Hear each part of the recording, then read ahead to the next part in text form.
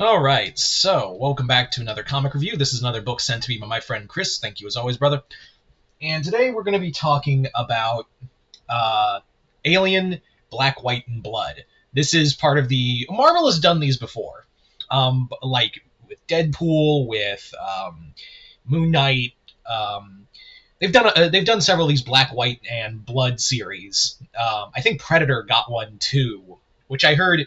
Comparatively speaking, that was probably that was way better than Ed Brison's Predator book. But as far as I know, this is the only one so far. I think they are coming out with another Black, White, and Red series. I never really wanted to read them because, anthology series were never my thing. But I will say that, having read this, I was kind of like, yeah, I wouldn't mind seeing the Predator one. Anyway, so Alien, Black, White, and Blood is, like I said, an anthology series, but it does have a through-line story through the 4 issues. Like, there is an overarching comic that interconnects. Not to all the stories, but there's one big through line and a few backup stories. Although, if I'm being honest, I feel like we could have just done the main story, the big story, as its own comic. I really do feel like we could have easily done that without the need for the other backup stories. I feel like there was a thing there that they could have done. But not to say the backup stories are bad, but I will say this comic is really freaking depressing. Like, I'm not joking. This comic is incredibly, and I do stress incredibly, depressing as a series because it's an Alien book, so you kind of know that not everything's going to be all sunshine and rainbows as a franchise. You really do know that. You really know that, this series is basically just one walking.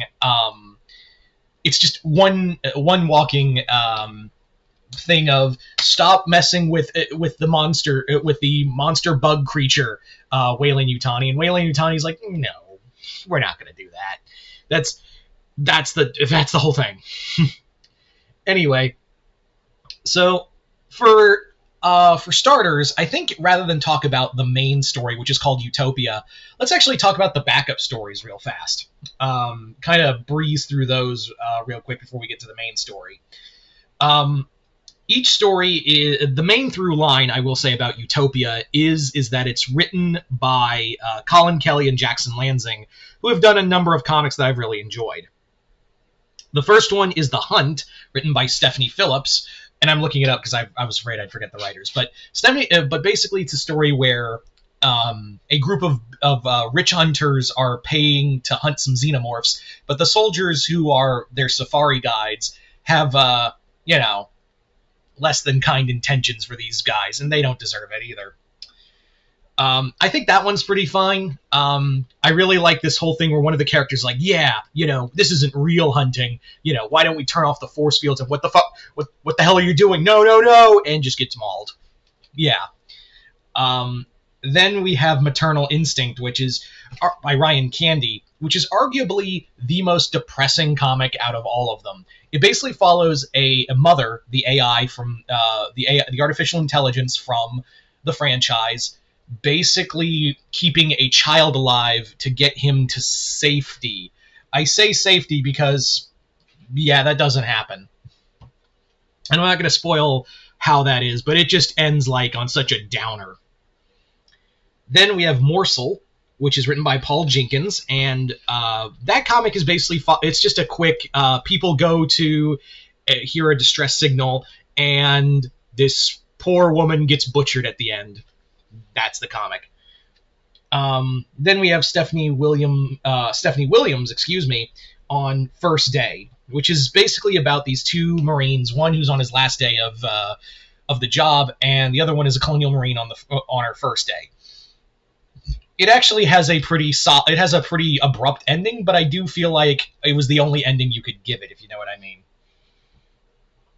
Anyway, so following that, we have Gear in the Machine by Cody Ziegler, who's been doing the Miles Morales comic, And basically, in that comic, it follows two scientists just kind of going through the motions of surgically removing the xenomorph chestbuster from the body.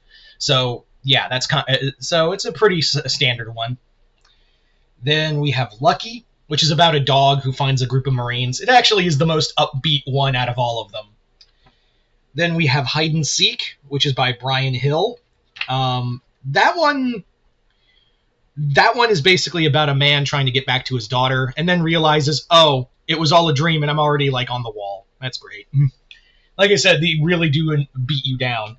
And then we have Mother by Porsak Prinsheth. I cannot pronounce that name. But that one's another, it's a trap for a group of Marines. Some of them do kind of repeat themselves. As much as I love the Alien franchise, I do feel like some of the stories do repeat themselves a lot. Anyway, so the main story Utopia, go through the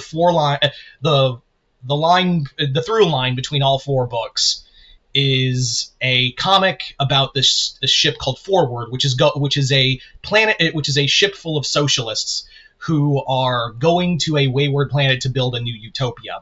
It's told from the perspective of the facilitator, a synthetic. Of course, they pick up a distress signal of a ship, and it's a Weyland-Yutani ship, and you can guess where this is going. So it's more or less like a degradation of like everyone's values in the matter of like days and months. And we see like this de-evolution on the ship. Even like as the people whittle down, they forget like their society. They forget like everything that they train for. They even like devolve into like a Roman society that depends on the facilitator as their leader. Yeah. I think like I don't know if they're like if Kelly and Lansing were trying to say something about socialism. Also, all the rings on here are named after great socialists and explorers. Nice little catch right there. What was I gonna say? The comic has like from start to finish. Though I will say that I kind of knew where this comic was going, if I'm being honest. Like, I knew exactly where the series was going from the get-go. Like, from the start I read this book, I was like, so she's going to be the only survivor and the xenomorphs are going to be left. That's true, but it's sometimes, the whole thing about journey and destination and all that jazz. That's kind of a thing. I haven't really shown the inks and whatnot of each artist, because it is, again, just black, whites, and for Blood, it's green and red. I don't know what I could show you that isn't going to get me in trouble. I do think a lot no color, even without color. I think these are really grand stories, even without the color within them. So I really did like the artwork in here, even though I'm more of a color guy than I am a black and white guy. It's still pretty cool. I'm trying to see like if I could find like a solid. Oh, there we go. There's one artist.